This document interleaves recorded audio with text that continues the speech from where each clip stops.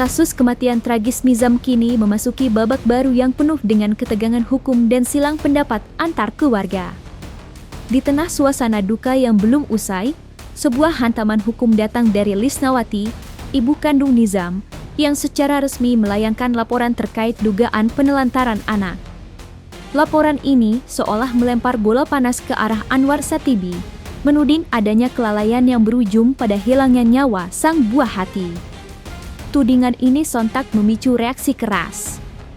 Tidak ingin tinggal diam di bawah bayang-bayang opini negatif, pihak Anwar Satibi akhirnya angkat bicara untuk memberikan klarifikasi menyeluruh.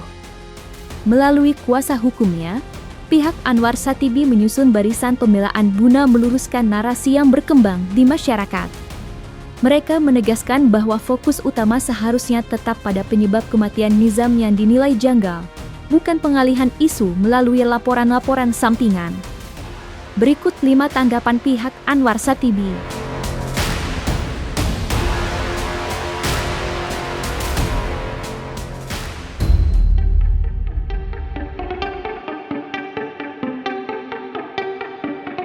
Langkah hukum yang diambil oleh Lisnawati, mantan istri Anwar Satibi, kini memicu babak baru dalam drama pencarian keadilan bagi almarhum Nizam. Laporan terkait dugaan penelantaran anak yang dilayangkan Lisnawati seolah menjadi serangan balik yang menyudutkan posisi Anwar Satibi di tengah upaya pengusutan penyebab kematian sang anak yang tragis. Namun, alih-alih mundur, pihak Anwar Satibi justru memasang badan dan melepaskan tangkisan hukum yang tajam. Bagi Anwar Satibi dan tim kuasa hukumnya, laporan penelantaran tersebut dianggap sebagai upaya pengalihan isu yang berpotensi mengaburkan fakta utama. Mereka dengan tegas mendesak adanya pemisahan perkara antara tuduhan penelantaran yang dilaporkan sang mantan istri dengan kasus dugaan penganiayaan berat yang merenggut nyawa Nizam. Akankah desakan pemisahan perkara ini dikabulkan demi terangnya fakta di balik kematian Nizam?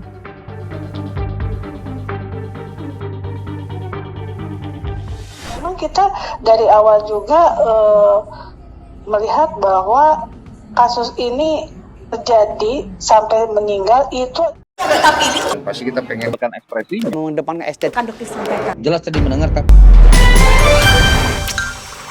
kita punya alasan, punya bukti bahwa ada terjadi penelantaran terhadap Nizam sehingga dia sampai meninggal. Artinya dalam proses dia sakit tidak berusaha diobati begitu, tidak berusaha dibawa ke rumah sakit. Nah di situ kita kecewa kan, ibunya ini kecewa gitu. Nah disitulah kita ingin juga menerapkan hukuman kepada bapaknya Nizam. Makanya tadi kami membuat laporan polisi di Polres Sukabumi. Oh iya, dua laporan. Memang kita bikin 2 laporan yang terpisah ya, untuk bapaknya Nizam dan untuk ibu tirinya gitu. Kita sudah serahkan semuanya ke aparat penegak hukum. Kita sudah percayakan itu. Artinya ya itu kembali lagi itu urusannya penegak hukum di sana gitu, aparat di kepolisian gitu. Tetapi ini nggak main-main. Ini kasus sudah viral dan kita sudah didukung oleh KPAI. Saya merespon laporan dari ibu kandungnya ya. Ini juga perkara harus dipisahkan. Jangan disatukan karena berbeda. Ya, berbeda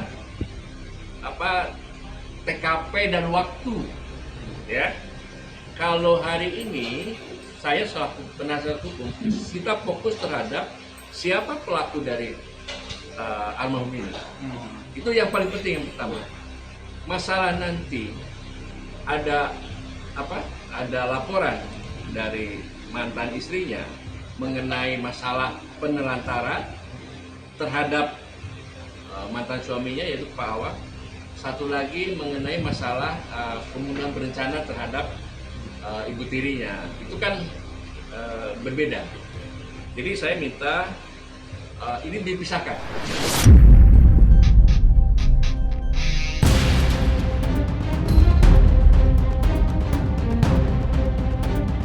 Perseteruan antara Anwar Satibi dan mantan istrinya, Lisnawati, kini memasuki fase pembuktian yang krusial.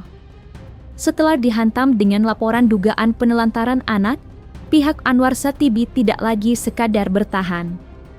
Dengan penuh percaya diri, mereka melontarkan tantangan terbuka agar segala tudingan yang dilayangkan Lisnawati diuji secara material di hadapan penyidik kepolisian. Lantas, sejauh mana pihak Anwar Satibi siap membuktikan klaim mereka? Mudah-mudahan ada bukti titik terang aja gitu. Bahkan kita punya video ya, sebelum kematian Nizam. Mungkin bisa dilanjutkan Teh Mira. Ya.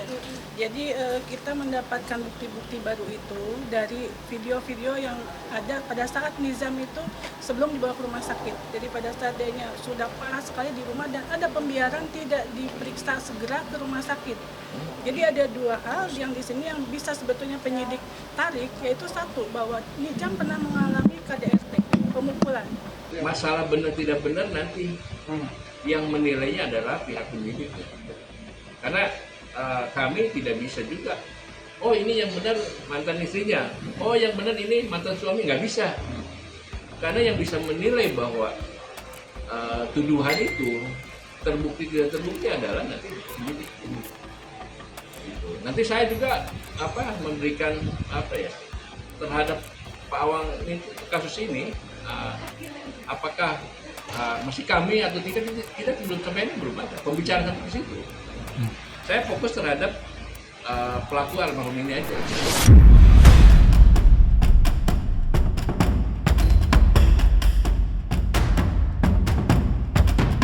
Di tengah riuhnya saling lapor dan beragam spekulasi yang bermunculan ke permukaan, pihak Anwar Satibi mengambil posisi tegas untuk tidak membiarkan perhatian mereka terpecah. Mereka menyadari bahwa dalam kasus yang melibatkan emosi mendalam seperti ini, sangat mudah bagi publik maupun penegak hukum untuk teralihkan oleh isu-isu sampingan yang sengaja digulirkan. Namun, bagi Anwar, hanya ada satu kompas yang menuntun langkahnya saat ini, yakni kematian tragis almarhum Nizam.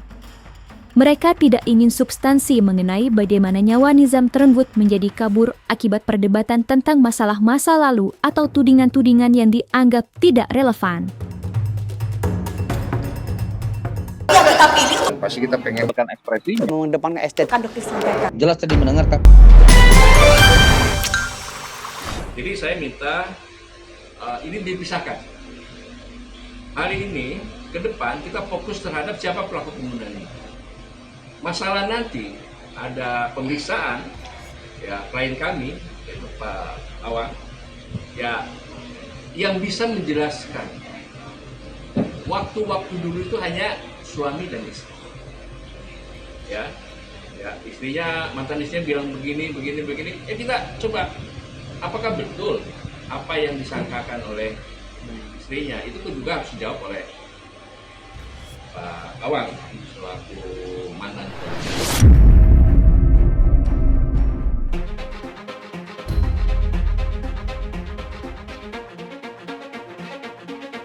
Duka mendalam atas kepergian almarhum Nizam kini berganti menjadi pencarian jawaban yang penuh dengan tanda tanya besar.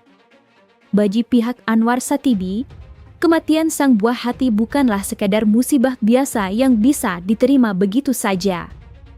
Ada rasa tidak tenang yang mengusik, sebuah naluri orang tua yang merasakan bahwa di balik kepergian Nizam yang mendadak, tersimpan kejanggalan-kejanggalan yang belum terungkap ke permukaan. Lantas, kejanggalan apa saja yang menjadi sorotan utama mereka?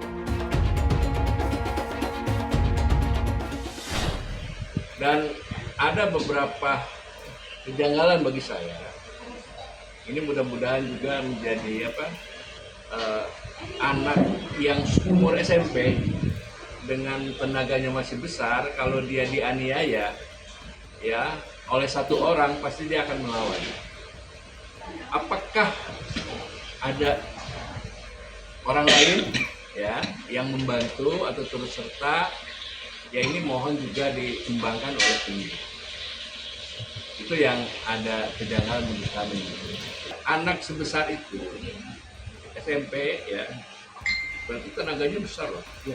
Saya juga punya anak laki-laki.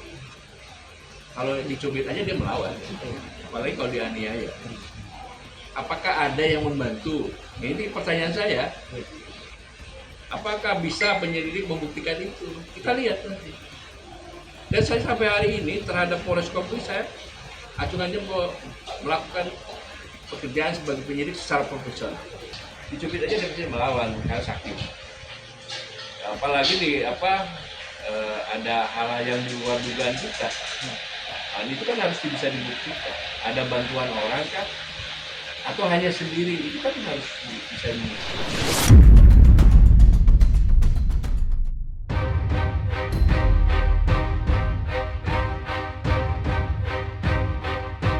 Di balik segala pelaporan, tudingan, dan perdebatan hukum yang memenuhi ruang publik, tersisa satu desakan hati yang paling murni dari pihak Anwar Satibi, yakni sebuah kerinduan akan kebenaran yang hakiki. Bagi Anwar, kasus kematian Nizam bukan sekadar deretan pasal atau prosedur birokrasi, melainkan janji terakhir seorang ayah kepada anaknya yang telah tiada. Ia berdiri dengan satu tuntutan yang tak bisa ditawar, yakni pengusutan tuntas tanpa ada satupun fakta yang disembunyikan. Lantas, seperti apa keadilan yang dinantikan oleh keluarga? Terhadap penegak hukum, baik kejaksaan maupun pengadilan, saya mohon tolong respon perkara ini sampai tuntas, dan saya lihat pasal yang sudah diterapkan oleh penyidik sudah cukup. Itu kan nanti bisa dikembangkan, bisa ditambahkan nanti oleh kejaksaan. Kalau masih ada kurang pasal bisa juga nanti dikembangkan. Ini kan baru kepolisian menyampaikan ayat 1 dan ayat 2. Junto pasal 76C ya. Baru itu kan. Nah, nanti kan ini masih berjalan mengenai pasal dan sebagainya. Bisa saja nanti di kejaksaan juga bisa nanti ada petunjuk dari kejaksaan untuk menambah pasal atau mengubah pasal ya. Proses berjalannya kasus ini berhubungan dengan cerai atau tidak, yang bisa jawab Pawang. Saya tanya Pawang, betul Pawang sudah cerai atau belum? Belum. Itu jawabannya.